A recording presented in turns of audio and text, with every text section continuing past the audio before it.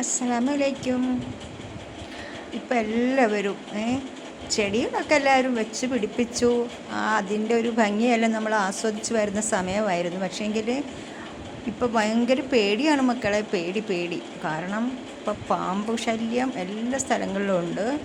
അത് കാടും പടലയായിട്ട് കിടക്കുന്ന സ്ഥലത്ത് മാത്രമല്ല, എല്ലാ സ്ഥലങ്ങളിലും പാമ്പിൻ്റെ ശല്യമുണ്ട്. ഞാനാണെങ്കിലും രാവിലെ എഴുന്നേറ്റ് കഴിഞ്ഞാൽ എൻ്റെ മുത്തുമണികളെ ഞാനിങ്ങനെ എല്ലായിടത്തും ഇടയ്ക്കിടയ്ക്കൊക്കെ ഇങ്ങനെ നോക്കുന്നത് തന്നെയോ കുറേ എൻ്റെ ചെടികളൊക്കെ ഞാൻ കുറേയൊക്കെ കളഞ്ഞതാണ്ട ഇതുപോലൊക്കെ ആക്കി വെച്ചിട്ടുണ്ട്.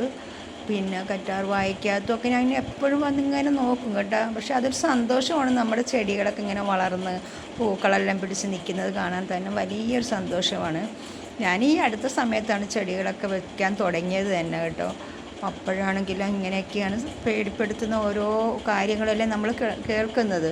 പിന്നെ എല്ലാം പിന്നെ പടച്ചവൻ്റെ വിധി പോലെ എല്ലാം വരും. സംഭവിക്കാനുള്ളതെല്ലാം എല്ലാവർക്കും സംഭവിക്കും. അതെല്ലാം പടച്ചവൻ്റെ വിധിയാണ്. എന്നാലും നമ്മളും കൂടെ ഒന്ന് സൂക്ഷിക്കണമല്ലോ. കണ്ടോ, ഇതിൻ്റെ ഇടയ്ക്കൊക്കെ ഞാനിങ്ങനെ എപ്പോഴും ഇങ്ങനെ നോക്കി നിൽക്കുകയാണ് പേടിച്ചിട്ട് കേട്ടോ.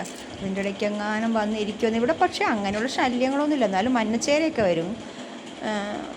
ഈ ഭാഗത്തോട്ടൊന്നും അത്ര ഇല്ല. എന്നാലും നമ്മളും ഒന്ന് പേടിക്കണമല്ലോ. പിന്നെ ഞാൻ എൻ്റെ പുറകുവശത്തോട്ടാണ് ഈ പോകുന്നത് കേട്ടോ. കാരണം അവിടെ കുറച്ച് പ്രശ്നം എന്ന് പറഞ്ഞാൽ ഞാൻ കുറച്ച് വിറകുമല്ല ഇവിടെ വലിച്ചു വാരി ഇട്ടിട്ടുണ്ടായിരുന്നു. വിറകല്ല, ചുള്ളിയും മരം വെട്ടിയ ചുള്ളിയും കമ്പുകളൊക്കെ ഉണ്ട്. അപ്പോൾ അതെടുത്തിട്ടാണ് ഞാൻ തീ കത്തിച്ചുകൊണ്ടൊക്കെ ഇരിക്കുന്നത് കണ്ടോ. ഇവിടെ ആണെങ്കിൽ ഒരു പൊനവാണ്. അത് ഞാനിനി മണ്ണിട്ട് മൂടണം. ഇപ്പം ഇങ്ങനെ കുറച്ചൊക്കെ വൃത്തിയാക്കലാണ്. ചെറുതായിട്ട് പിന്നെ ശാരീരികമായി ബുദ്ധിമുട്ടൊക്കെ ഉണ്ട്. അതുകൊണ്ട് എനിക്കിതൊന്നും ചെയ്യാൻ പറ്റാത്തൊരവസ്ഥയാണ്. ഇനി ഇതെല്ലാം വെട്ടിപ്പറിച്ചൊക്കെ മാറ്റണം, തീ കത്തിച്ച് കളയണം. അങ്ങനെയൊക്കെ കുറേയൊക്കെ ചെയ്യാനുണ്ട്. കണ്ടോ, ഇതിൻ്റെ ഇടയ്ക്കൊക്കെയാണ് നമ്മൾ സൂക്ഷിക്കേണ്ടത്. കാരണം പേടിയാണ് മക്കളെ, പേടി. പിന്നെ കുറേ ചെടിയൊക്കെ ഞാൻ മേളിൽ കൊണ്ടുപോയി വെച്ചിട്ടുണ്ട് കേട്ടോ. മേളിലെന്ന് വെച്ചാൽ അവിടെ പേടിക്കണം, എല്ലായിടവും പേടിക്കണം. അതാണ്ട് ഇത് ഞാൻ 4 സൈസിലെ മുളക് തൈ അല്ല അരിച്ചിൽ പാകിയിട്ടുണ്ട്. ഇനി വല്ല മുളക് കൃഷിയൊക്കെ ചെയ്യാമെന്ന് വിചാരിച്ച ചെടികളൊന്നും ഇനി വേണ്ടാന്ന് ഇങ്ങനെ മനസ്സിൽ കാണുന്നുണ്ട്.